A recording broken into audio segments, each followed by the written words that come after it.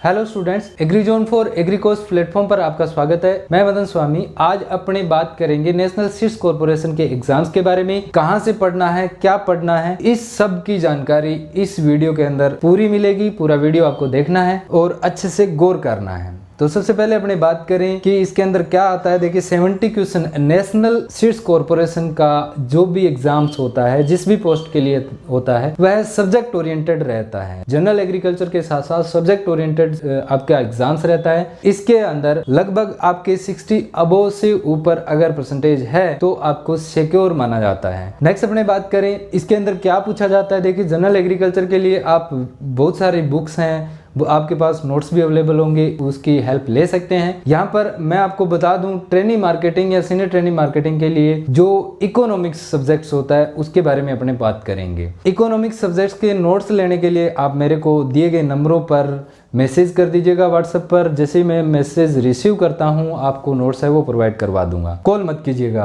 Please. Next अपने बात करें ट्रेनिंग मार्केटिंग के इकोनॉमिक्स में आपको क्या पढ़ना है। इकोनॉमिक्स में आपको सबसे पहला जो टॉपिक रहता है वो रहता है इसका nature and scope of economics, जिसके अंदर अपने डेफिनेशन के बारे में बात करते हैं, जो कि वेल्थ, ग्रोथ और वेलफेयर के बारे में होती है। किसने दी थी और क्या किस फॉर्म में डिफाइन किया था, ये सब आपको पता होना चाहिए। उसके बाद में रहती है इकोनॉमिक्स की अप्रोचेज। दो प्रकार की अप्रोचेज होती है, माइक्रो इकोनॉमिक्स और मैक्रो इकोनॉमिक्स। कहाँ किसकी स्टडी की जाती है इसके बारे में आपको पता होना चाहिए। नेक्स्ट आती है टाइप ऑफ इकोनॉमी, जिसके अंदर अपने बात करते हैं 3 टाइप की इकोनॉमी होती है किसी भी कंट्री की। सबसे पहले जो कंट्री होती है वो मार्केट ओरिएंटेड, जिसे कैपिटलिज्म कहा जाता है, और दूसरी होती है सोशलिज्म, जो कि कमांड ओरिएंटेड इकोनॉमी होती है, और तीसरी होती है जो मिक्स्ड इकोनॉमी होती है। इनमें से इंडिया की कौन सी, आप मेरे को कमेंट करके जरूर बताइएगा। 2 नंबर रहता है इकोनॉमिक्स के अंदर कंजप्शन। कंजप्शन किसका होता है? गुड्स का होता है। गुड्स क्या होती है, कितने प्रकार की होती है, कौन से मार्केट में बेची जाती है, इसके बारे में, यानी टाइप ऑफ मार्केट का भी यहाँ पर आपको अध्ययन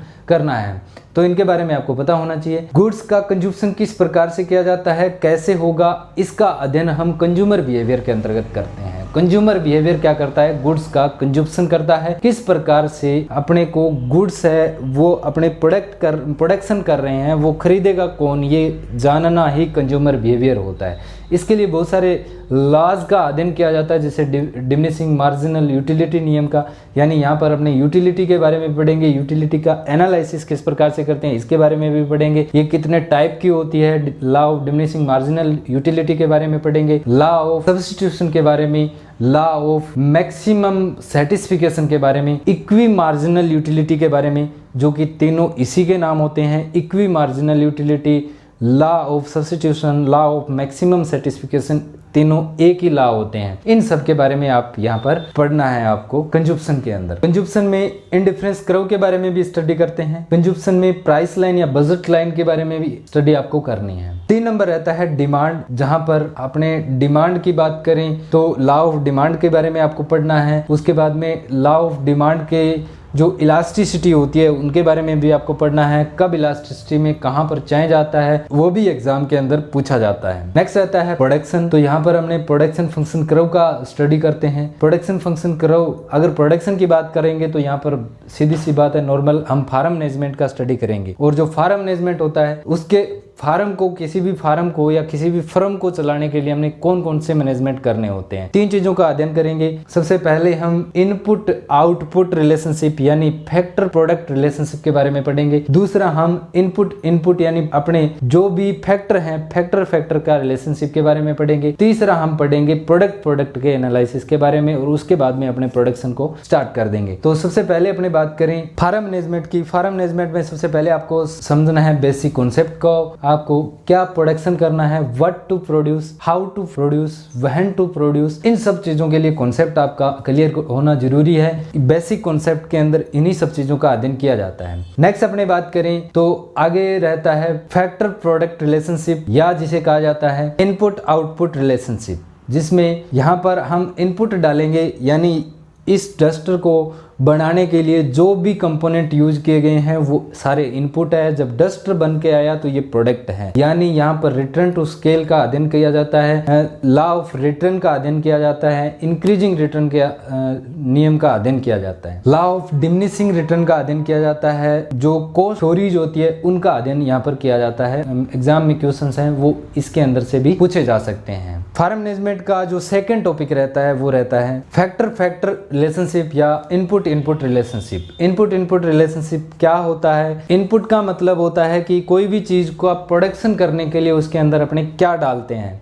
तो जब अपने को प्रोडक्ट एक बनाना होता है, इनपुट अपने पास बहुत सारे अवेलेबल होते हैं, उनमें से अपने को चूज करना है और कम से कम खर्च के अंदर प्रोडक्शन है वो अपने को संपन्न करवाना है। तो इसीलिए अपने इनपुट इनपुट रिलेशनशिप का अध्ययन करते हैं या जिसे फैक्टर फैक्टर रिलेशनशिप कहते हैं, इसका अध्ययन किया जाता है।